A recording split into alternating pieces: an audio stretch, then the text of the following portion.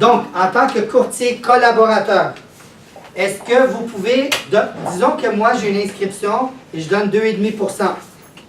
Est-ce que vous pouvez me demander plus que 2,5%? Oui, si j'ai un contrat. Seulement si vous avez un contrat de courtage achat. Si vous n'avez pas de contrat de courtage achat, vous n'avez aucun droit de demander plus que qu'est-ce que le courtier inscripteur vous donne. Est-ce que c'est clair, ça? Oui.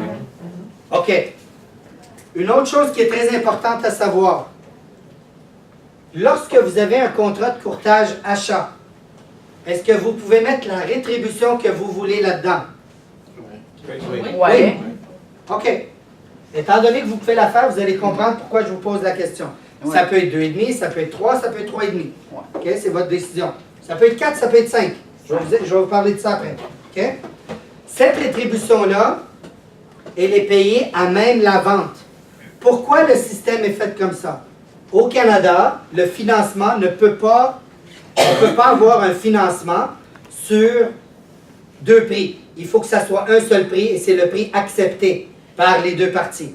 Donc, le courtier collaborateur qui demande 3,5% de commission et ce courtier collaborateur-là, s'il a un contrat de courtage achat, mais qui reçoit seulement 2,5, mais veut charger 1% à l'acheteur, il ne pouvait pas ajouter le 4 000 sur le prix de vente. C'est-à-dire, la plupart sont visuels. Peux-tu écrire Je vais l'écrire après. Je vais tout écrire.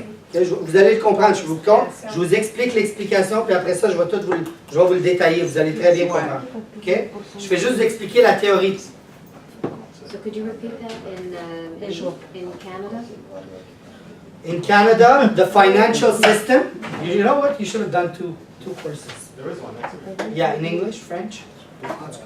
OK, c'est bon, t'es bilingue. So, the system in Canada finances you on an accepted offer. So let's say, for example, she's my client, right? She's my client. She agreed to pay me 3.5%, knowingly that I may, whatever I'm getting from the other side, she's going to pay the difference. Knowingly that, I cannot charge it on top of the price. I could not do that in the past. Okay? The system now permits it, and I'll explain to you how. Is that clear up to now? Yeah. Yeah. Okay, good. So, là, ce que je veux que vous sortez, là, tu peux m'enregistrer. Okay. Là, ce que je veux que vous sortiez, vous avez l'annexe R. Donc, une des choses, je ne vous l'ai pas tout imprimé, là, la promesse d'achat, mais la promesse d'achat, dans la promesse d'achat, c'est pas la bonne promesse d'achat. C'est la bonne, OK. Dans la promesse d'achat, vous avez une section 7.2 qui dit « The buyer declares that he is not bound or he is bound by a contract. » OK? C'est très important. He is bound. And he needs to have a contract. Because if there's no contract, you guys can be in trouble as a buyer's agent. If you're not gonna, let's say your contract is 3, he's offering 2.5, you say screw it. Okay, so you don't have to You don't have to check. you can check it. You have to check it. Yeah. Okay. So But you don't have to do the annex R. Okay. Okay?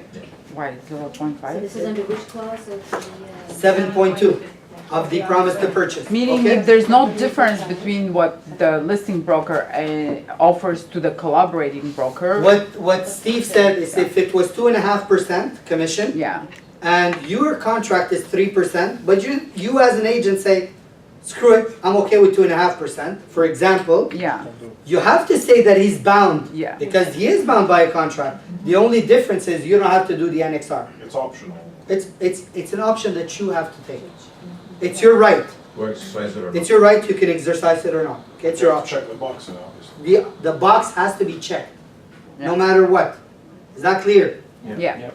Yes. Okay. Good.